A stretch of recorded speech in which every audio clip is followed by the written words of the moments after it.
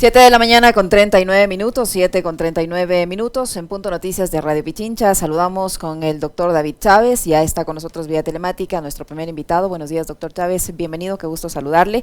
Le acompañamos a Alexis Moncayo, quien le habla, Licenia Espinel. Yo quisiera su primera reacción después de este mensaje a la Nación, esta suerte de amenaza que viene interna en ese mensaje a la Nación, este reconocimiento también del presidente de la República de las actividades de su cuñado. Otrora decía que metía las manos en el fuego por él, pero ahora ya reconoce que él no ha tenido, entre comillas, la suficiente suspicacia. El hecho de reconocer y rechazar la divulgación de un informe que finalmente sí ha existido, que sí estaba allí, pero que misteriosamente lo archivaron, etcétera, etcétera. ¿Cómo interpretar esta reacción de un presidente que aparece descompuesto, que aparece desesperado?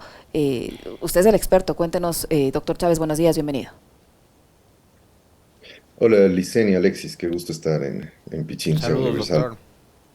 doctor. A ver, primero lo de ayer, efectivamente, como dices, Licenia evidencia un gobierno desesperado, pero me parece que quizá conviene inscribirlo en el contexto general. Creo que hay una desbandada, una desorientación y medidas un poco atropelladas en todas las élites, todo este pacto de élites que yo he venido sosteniendo, que aupaban al gobierno de Lazo. Me parece que el gobierno es uno de los actores que se muestra desesperado, pero no es el único. Uno puede ver casi en el mensaje del presidente una expresión de una especie de guerra interna en esto que yo me he venido animando a llamar un bloque de poder, que era muy sólido, que estaba consolidado, pero al cual la derrota que los sectores populares, que las clases trabajadoras le dieron en la última elección, ha hecho que simplemente pasen a un estado de descomposición severo. Es decir, es muy triste para el país ver a sectores de ese bloque de poder acusándose mutuamente de pertenecer al narco, de estar vinculados con el narco y de desestabilizar la democracia. Un sinnúmero de acusaciones mutuas de lado y lado que me parece que simplemente evidencian que, por un lado, el país requiere una salida democrática urgente y, por otro lado, creo que es tiempo también de señalar que las responsabilidades están en ambos bandos de esta pelea. Quienes nos llevaron, quienes han llevado a esta espantosa situación al país, están en ambos lados. No es solo el gobierno ni los que lo atacan, sino están esas dos partes y todas estas facciones, instituciones de Estado, élites económicas, élites mediáticas que se están peleando entre sí,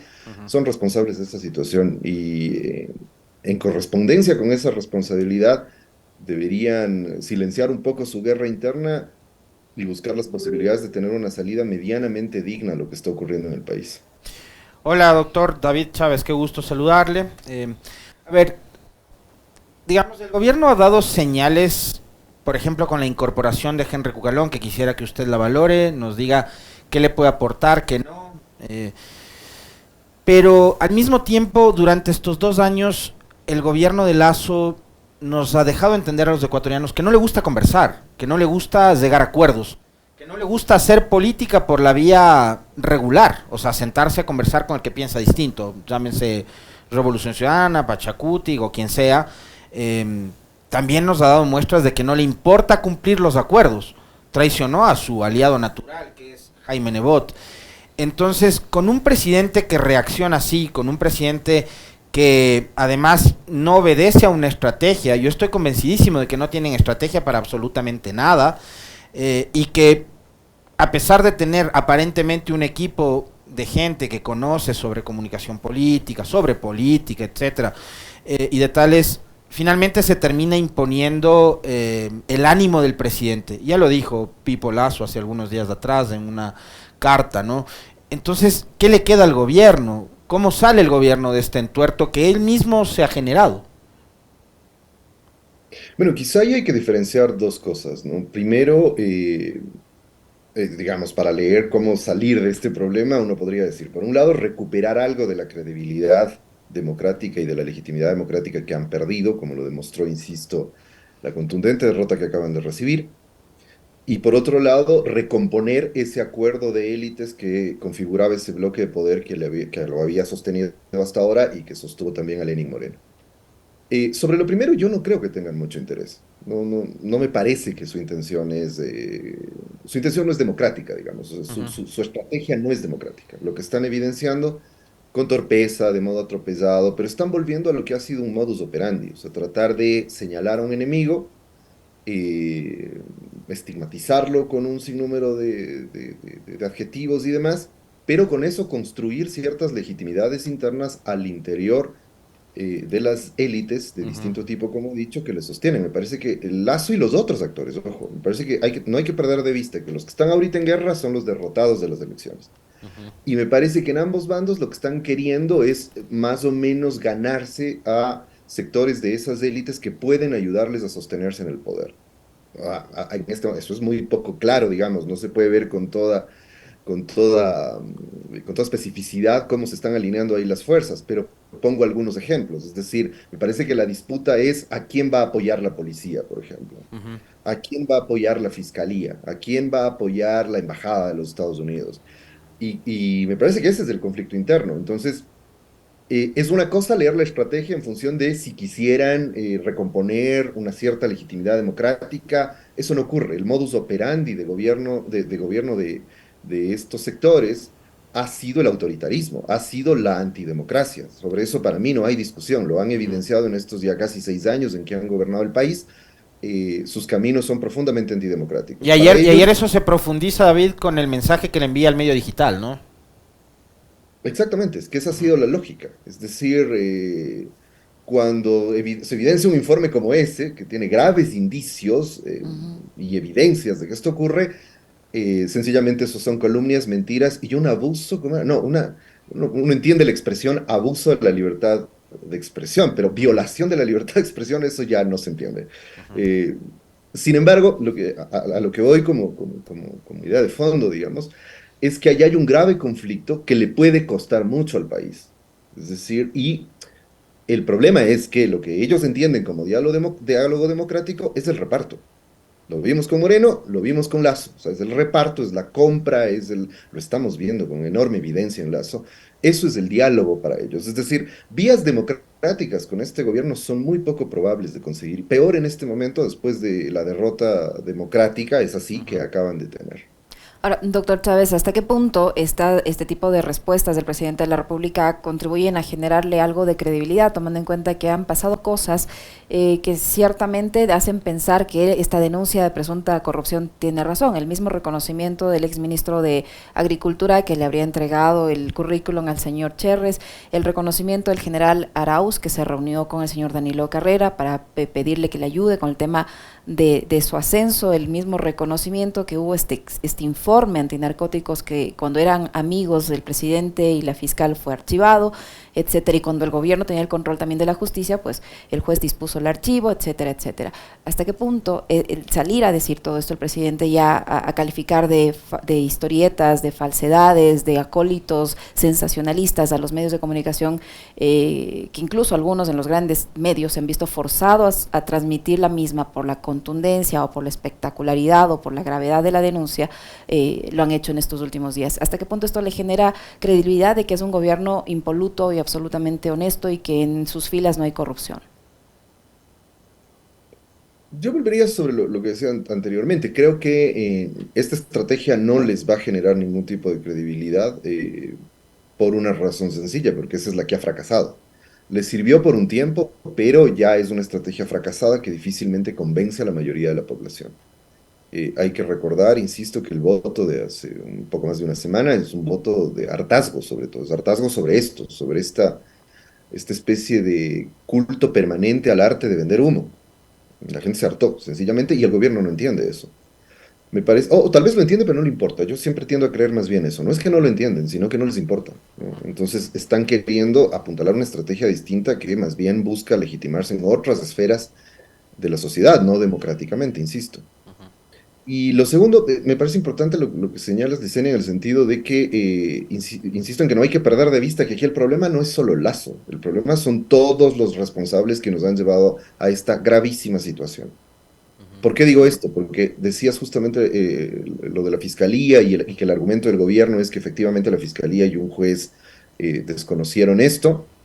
La fiscalía tiene que salir a responder inmediatamente. O sea, ¿qué ocurrió ahí? ¿Cómo es que se desestima? ¿Cómo es que un cuaderno de Hello Kitty lleva a sentenciar a un expresidente y un informe de inteligencia?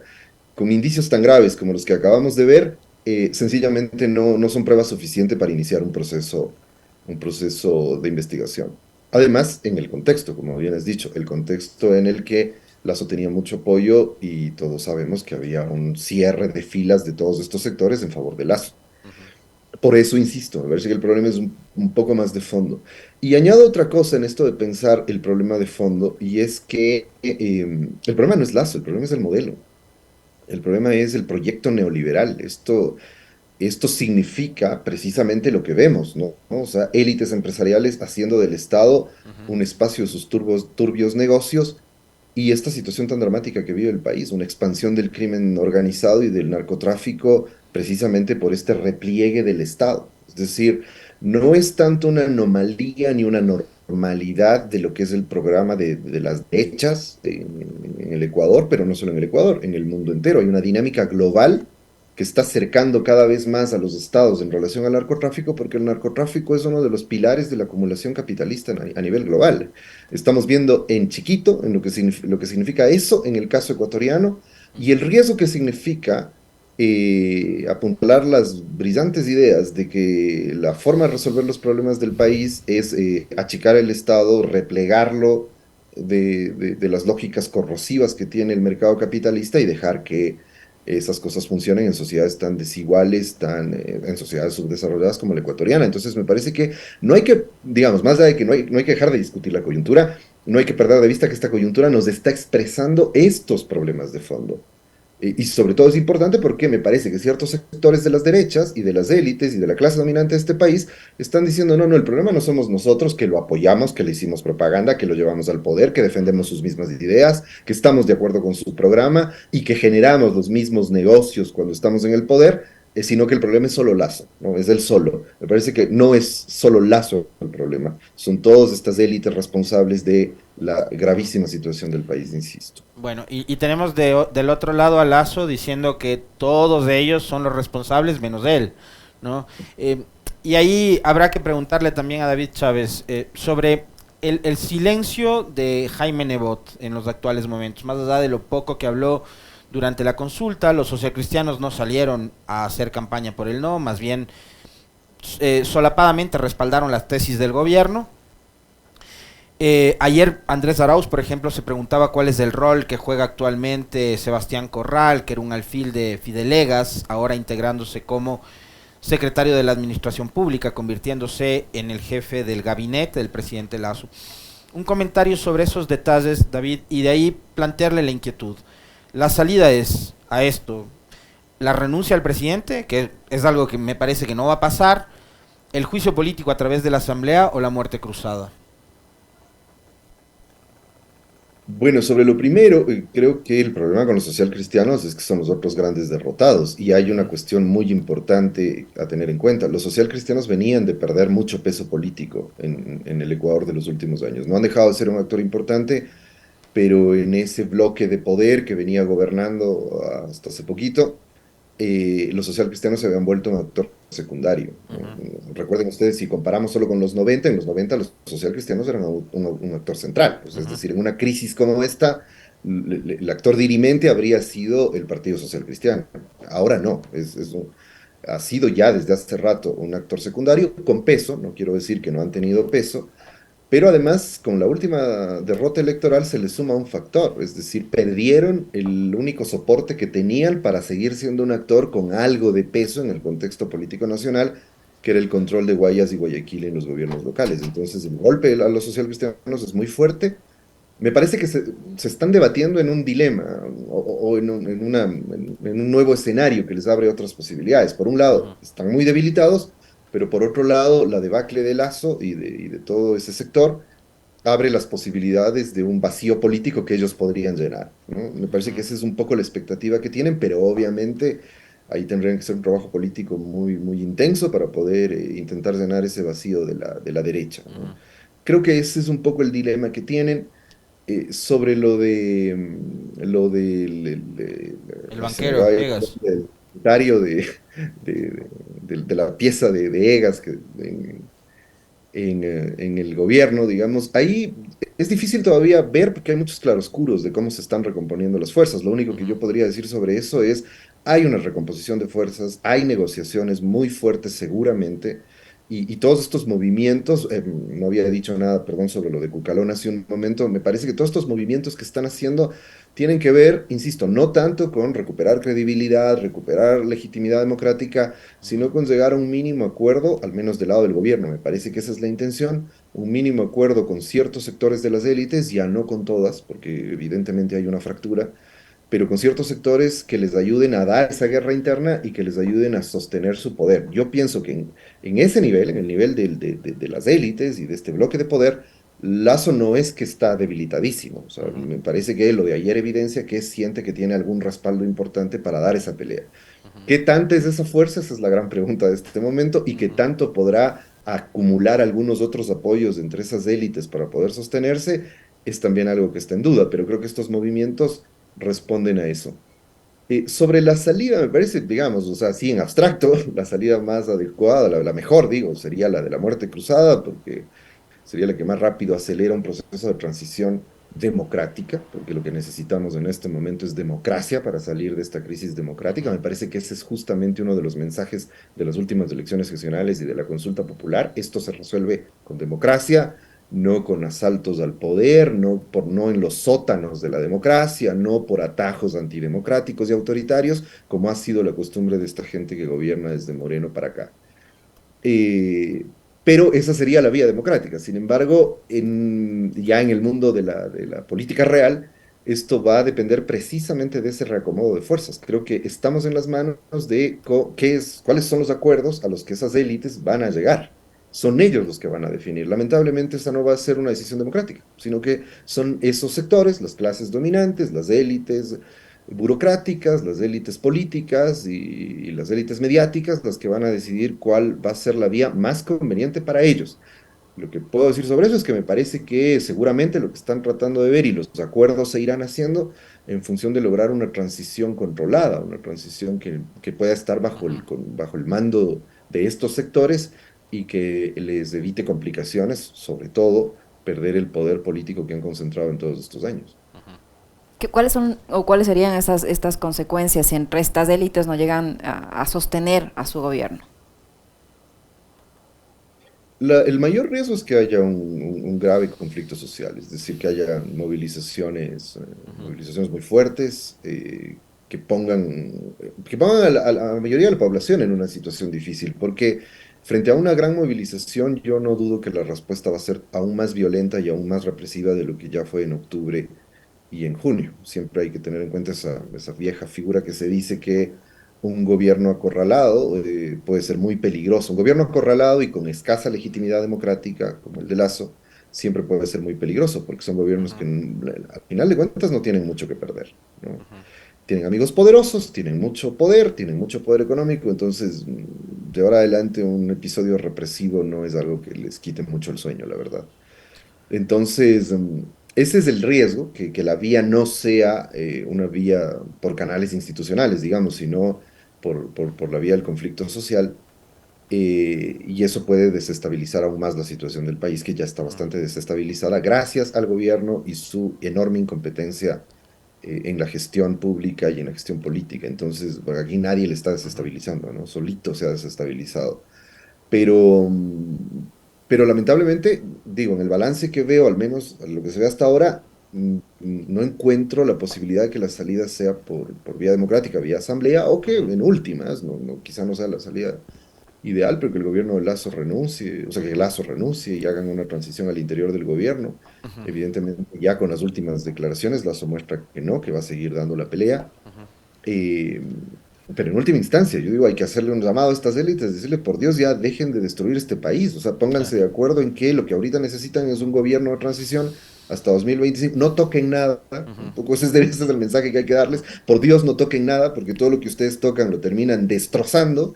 Solo limítense más o menos a administrar el Estado sin que se termine de derrumbar todo y permitan que haya una salida democrática lo más pronto posible. Un adelanto de ujú. elecciones sería lo ideal, insisto, pero tal como se están pintando las cosas lo veo difícil. David, y ahí yo quisiera también su criterio con respecto de lo que pasó el 5 de febrero, ¿no? La derrota que experimenta tanto el gobierno con su consulta y su candidato nacional, que era el sí, como también la pérdida de espacios importantes del Partido Social Cristiano.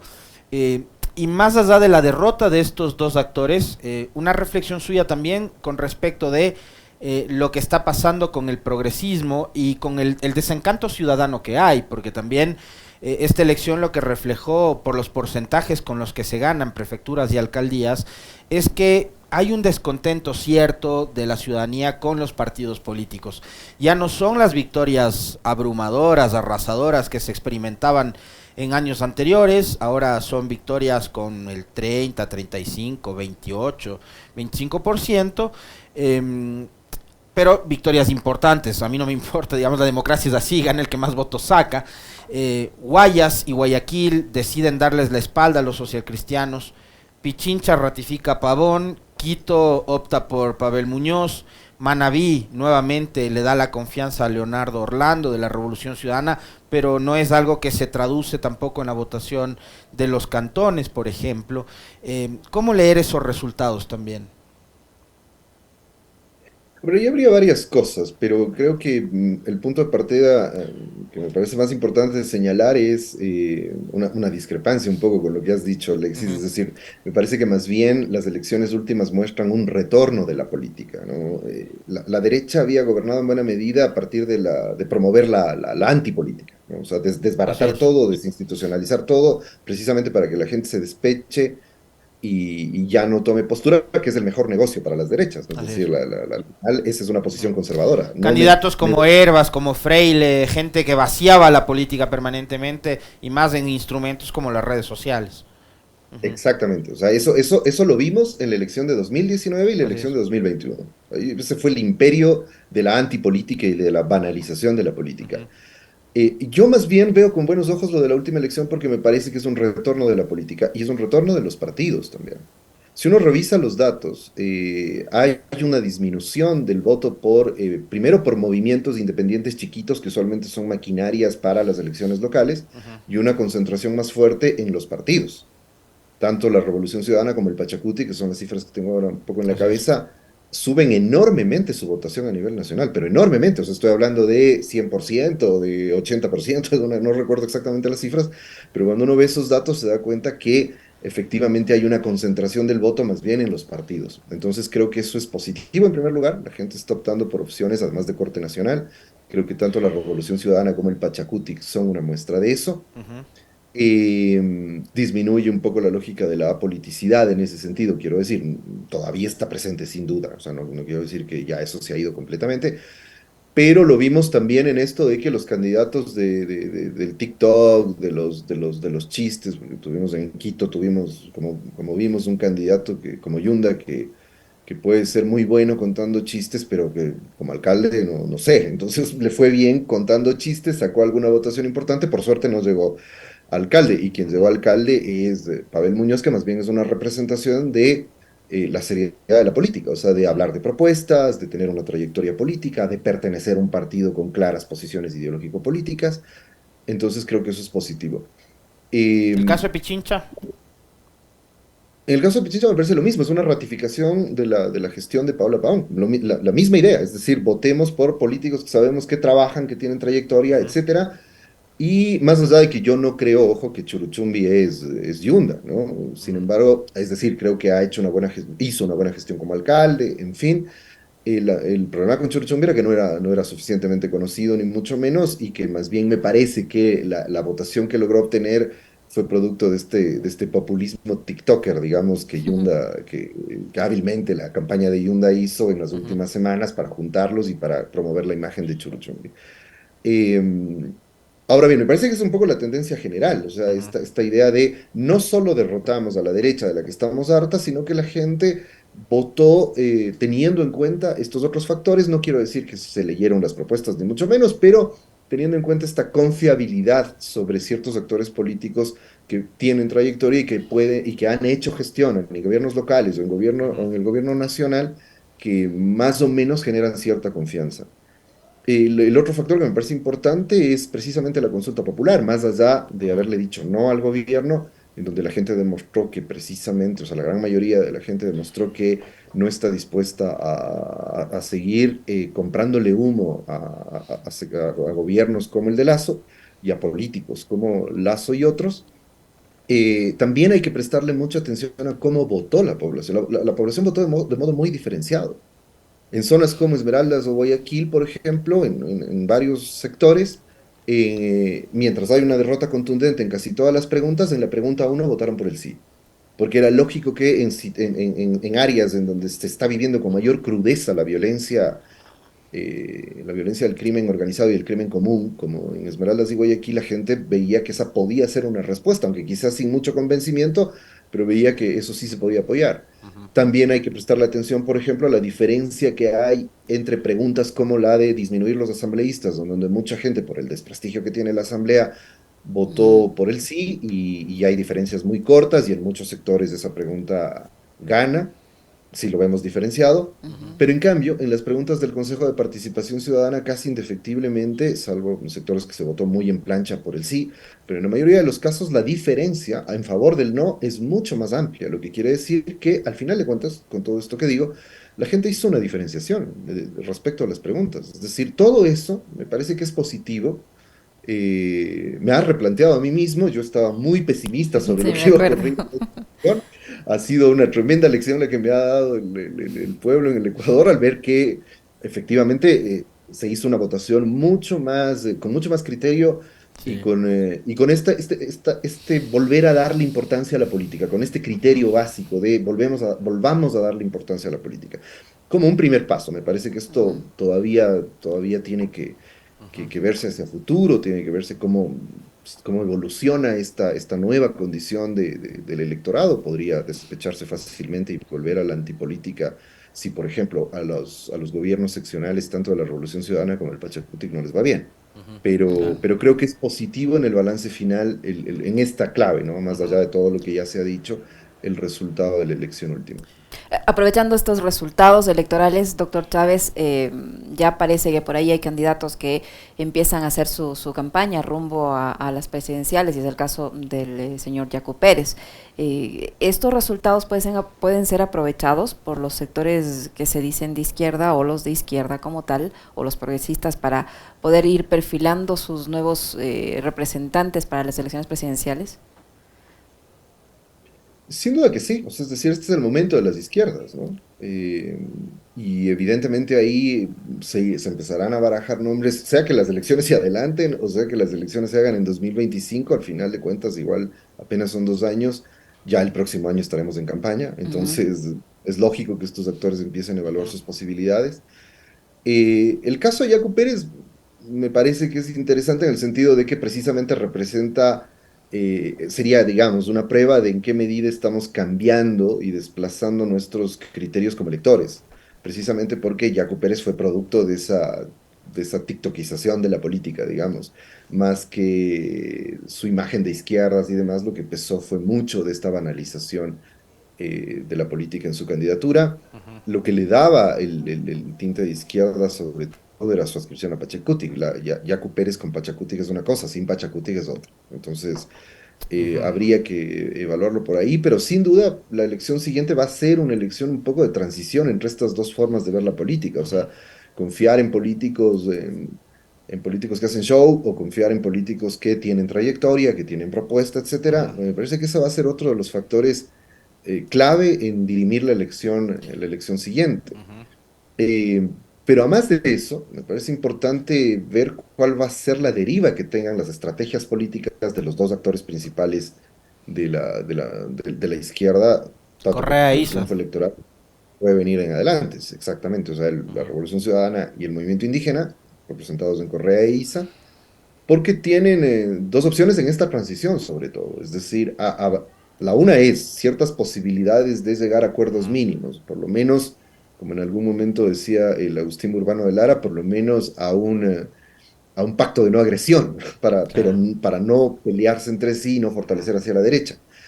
Por otro lado, entrar en un conflicto de empezar a disputarse la posibilidad electoral de 2025 en confrontación, digámoslo así. Y entonces eso podría debilitar su posición frente a la derecha. Sin embargo, creo que a la derecha le va a costar mucho recomponerse del golpe que acaban de recibir, pero el conflicto entre izquierdas les podría de algún modo abrir posibilidades y abrir ventanas para la elección del 2025 también. Muy bien. Muchísimas gracias, doctor. Siempre un gusto conversar con usted. Muy amable por habernos atendido. Gracias, David, muy amable. A ustedes, qué gusto haber estado acá. Un saludo y un abrazo.